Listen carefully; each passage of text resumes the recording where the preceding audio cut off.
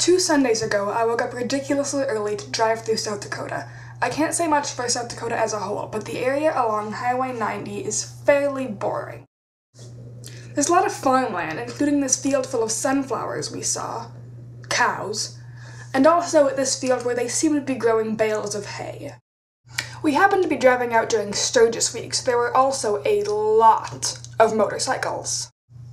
Much of Highway 90 also seems to cater to people who are driving to other, presumably more interesting places, so there are a lot of hokey little tourist attractions, hotels, and billboards for both. The best and biggest example of this is probably Wall Drug, which has not one but 2 dinosaurs.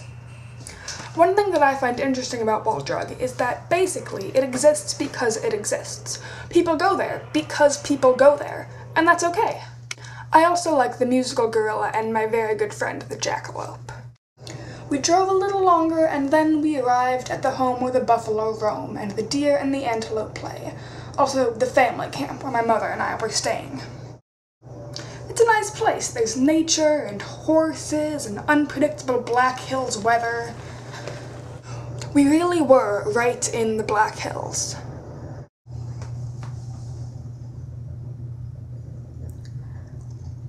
If we stepped right outside the door of our cabin and looked through the trees, we could see the Needles and all the Black Hills.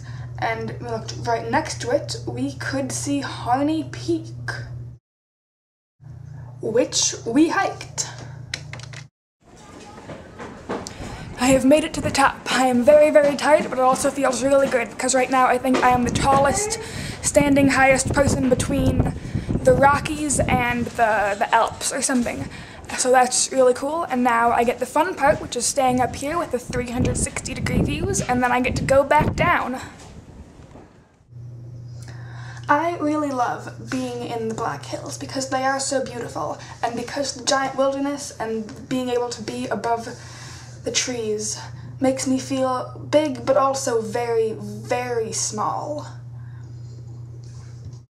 We'd been to that camp for many years in the past, though it was possible that this was the last year that I'd be able to attend. So throughout the week, I tried to remember that even if I never went back to that particular camp, I could always return to the Black Hills at some point in my life. I think that's something that's important to remember. Of all of the places we love, we can pretty much always go back. It's always difficult to leave. Very rarely is there a time when we can't ever go back. I thought about this as we drove the very long drive back to Minnesota, arriving late into the night, only to leave again the next morning to drive up to northern Minnesota, up to the north shore of Lake Superior. Lake Superior has cool rocks, plus the added advantage of being the world's largest freshwater lakes, and my extended family was there. Here are 2 of my cousins. It's a trip my extended family goes on pretty much every year, so we have traditions and we do the same things, but at the same time it's very low-key and it's low pressure because we've all been there before and we'll all presumably go there again. So it's really just a nice, relaxing weekend. What does it mean? As much as I enjoy taking this trip every year, it's almost gotten to the point where it doesn't count. Like, it's still nice, it's still a vacation, I'm still going somewhere, so it's still travel, but I'm not experiencing anything new.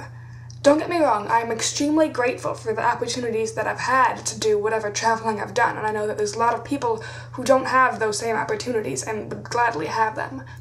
But sometimes I feel like I'm getting stuck in these places. The places that I've always gone are not necessarily the places that I always have to go. I do always love these trips, and I can always go back, but it's important to remember that it can also go forward.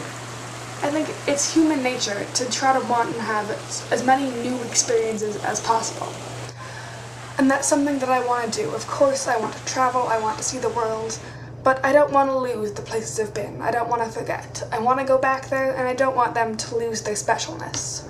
I know I'm very fortunate to have been able to have the experiences that I've had, and I hope that everyone has the chance to go back to the places that they love, and also to be able to go forward and to find new places.